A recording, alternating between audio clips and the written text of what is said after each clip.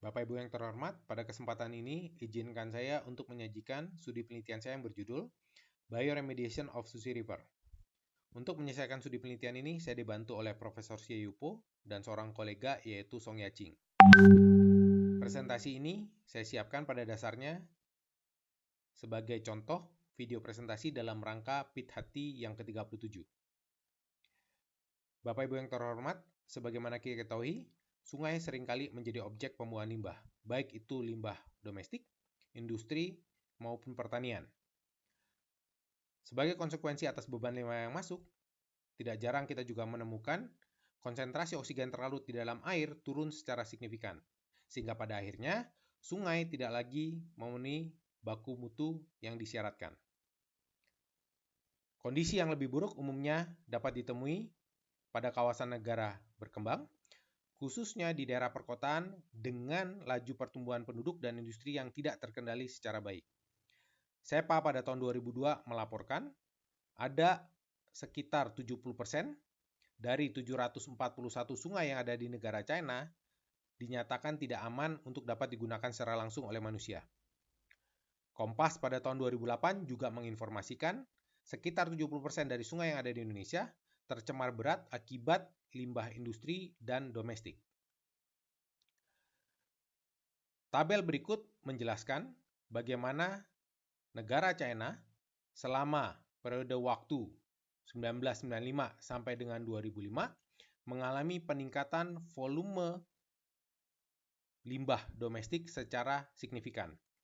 Namun fakta ini juga menunjukkan bagaimana dalam kurun waktu tersebut pemerintah China berhasil mengendalikan laju pencemaran akibat limbah industri.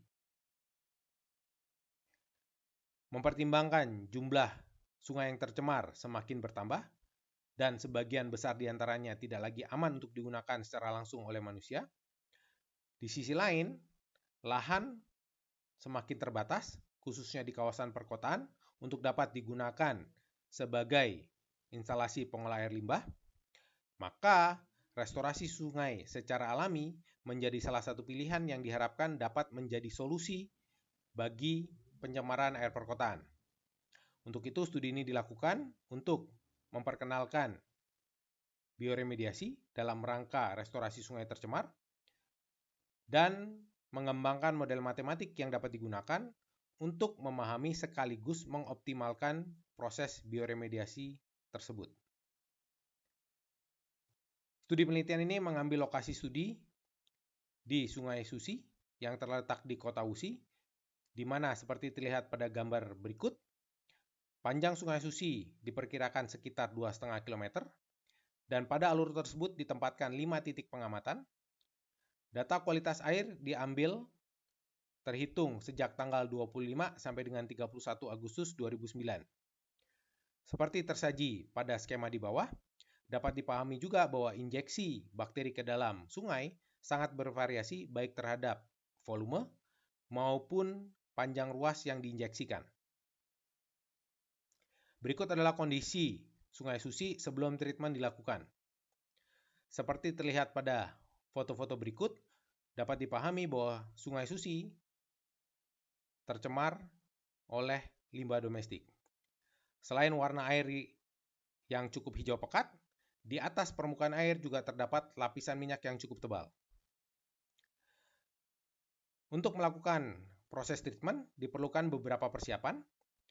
Pertama, itu adalah menempatkan ambang di bagian hilir guna mengontrol kecepatan aliran air, menyiapkan kultur bakteri dalam volume yang cukup besar, hingga pada saat tertentu siap untuk disuntikkan ke dalam air secara bertahap. Pertama, disuntikkan ke dalam sedimen, kedua, ke dalam air, dan yang terakhir adalah proses aerasi buatan. Selang beberapa waktu setelah proses injeksi dilakukan, permukaan air akan tampak hijau seperti terlihat pada foto berikut. Hal ini disebabkan oleh meningkatnya kandungan amonia selama proses bioremediasi berlangsung. Namun setelah proses injeksi berikutnya, warna hijau ini akan hilang dan Sungai Susi akan kembali menjadi bersih dan jernih. Inilah hasil treatment Sungai Susi setelah 5 bulan kemudian. Seperti dilihat pada foto berikut, selain bersih dan jernih, pada alur sungai juga terdapat bibit-bibit ikan yang mulai tumbuh dan berkembang. Ini adalah hasil pengukuran kualitas air sebelum dan setelah restorasi dilakukan. Seperti terlihat pada grafik ini, konsentrasi DO meningkat secara signifikan, sebaliknya konsentrasi COD, NH3, dan TP menurun secara drastis. Model matematik yang dikembangkan juga ternyata mampu menunjukkan bagaimana fluktuasi dari konsentrasi sejumlah parameter kualitas air secara cukup baik.